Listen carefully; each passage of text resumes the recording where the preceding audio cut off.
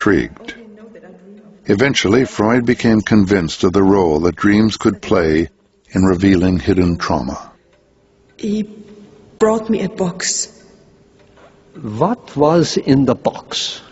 I was very much afraid to open it.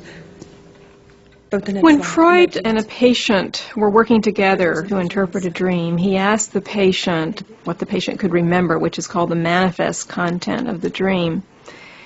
He then asked the patient to sort of associate to each of the elements of the dream, and that simply meant to say everything that came to mind in connection with both the dream as a whole and to each particular detail of the dream.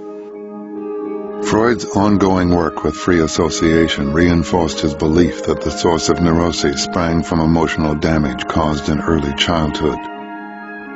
This was a subversive idea, and Freud was left nearly isolated in his profession for 15 years. Finally, the ambitious doctor's persistence paid off, appropriately enough, in a dream. The Irma dream is the classical dream. It's the so-called dream specimen of psychoanalysis.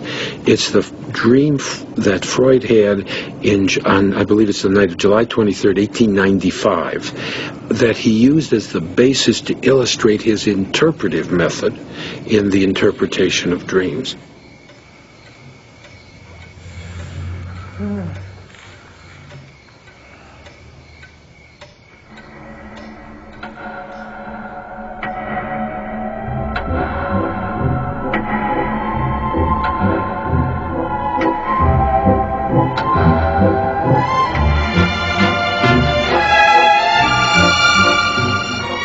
In his dream, Freud attends a family party where he sees Irma, one of his patients.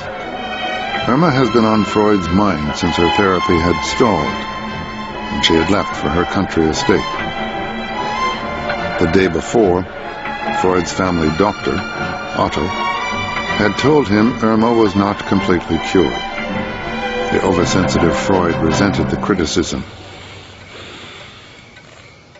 At the party, Irma complains of terrible pains in her throat and stomach. Freud scolds her for quitting therapy and proceeds to examine her throat. He discovers a peculiar growth on the walls of her mouth and calls upon a colleague for a second opinion. In the dream, Freud realizes that the cause of Irma's suffering was a careless injection given by Otto. He had neglected to use a clean needle.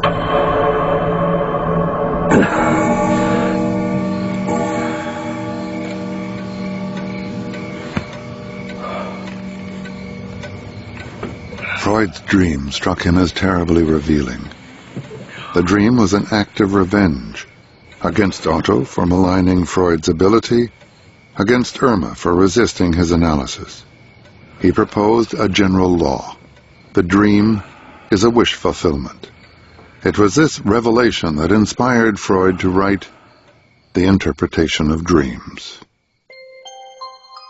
The book was published in 1899, but Freud requested that the publication date be given as 1900 to create the impression that his views were pioneering thoughts for the new century. Freud's epic was ignored by disapproving colleagues and seemed only eccentric food for a handful of readers. The book sold merely 350 copies in its first 6 years. Freud was characteristically defensive. I had dared, against the objections of severe science, to take the part of the ancients and of superstition.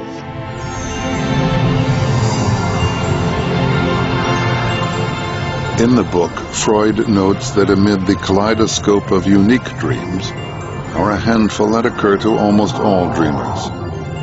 Dreams of falling, being chased, soaring through the air and failing exams are common to the human experience.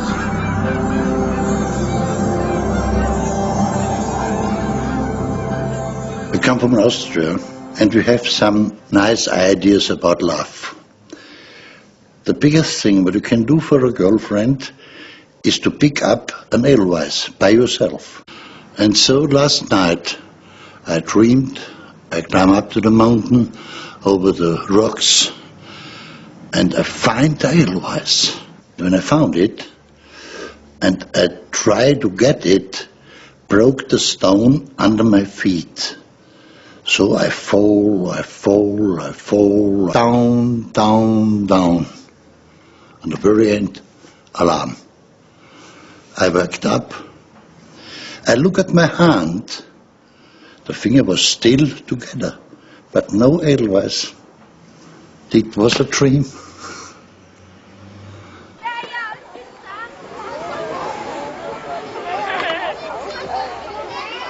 Freud's interpretation of the meaning of dreams was based on his larger view of human nature. He saw us as basically selfish animals driven by aggressive urges and the desire for pleasure. We learn how to repress our animal impulses as we grow up in order to get along in society, but we never totally conquer our primitive selves. This animal self, which contains the core of the psyche, Freud called the id. The ego and the superego are later developments that arise from the need to survive and adapt to the surrounding social environment. The ego is our rational self. The superego represents societal pressures and tells us what is right and wrong. The superego is frequently in conflict with the id. Freud saw the psyche as a battleground, with the various personality components engaged in ongoing struggle. Feelings are being repressed if the ego or superego become too dominant over the id. To Freud, emotion unexpressed often led to problems. What Freud says in the interpretation of dreams, in saying that every dream is a fulfillment of a disguised wish, is that our meanings are disguised, that we don't know for sure what things are significant. But we need to find ways of discovering how they may be related to our desires, how what we do unconsciously, without thinking, may be related to our fundamental desires, maybe even expressing those fundamental desires without our being aware of it. Once one opens that question, it's not up to then some scientist or philosopher to come on and say, they don't really mean anything. No, the issue is then, how are we going to make sense of things, events, words, activities that we used to not bother about? And now we decide, yes, I'm going to bother about that. I'm going to try to see what that means about my life or about my friend's life or about our relationship. And psychoanalysis in Freud's hands opened up that question.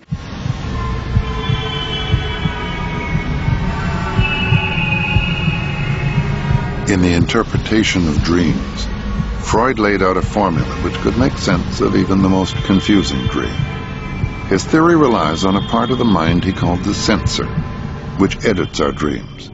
If we dreamed about the literal fulfillment of desire, he said, the powerful emotions this would create would wake us. The censor transforms the dream content to disguise its true meaning.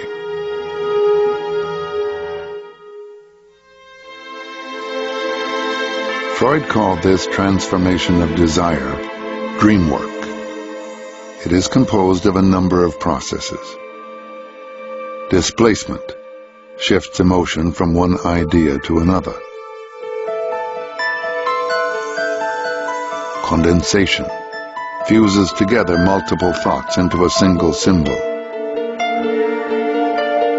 Along with symbolization and projection, dreamwork components join together to change and redirect dream thoughts and images into acceptable forms. After the censor has completed its dream work, the ego reorganizes the otherwise bizarre components of the dream so that it has an apparent meaning called the manifest dream. The process of dream interpretation involves decoding the manifest dream content to discover the real hidden meaning of the dream called the latent dream. Freud insisted that dream life is as important as real life. Stripped to bare essentials, a dream unanalyzed was to Freud an unopened letter. In every dream, there is always another story. There is more than meets the eye. In 1977, director Robert Altman found artistic inspiration and a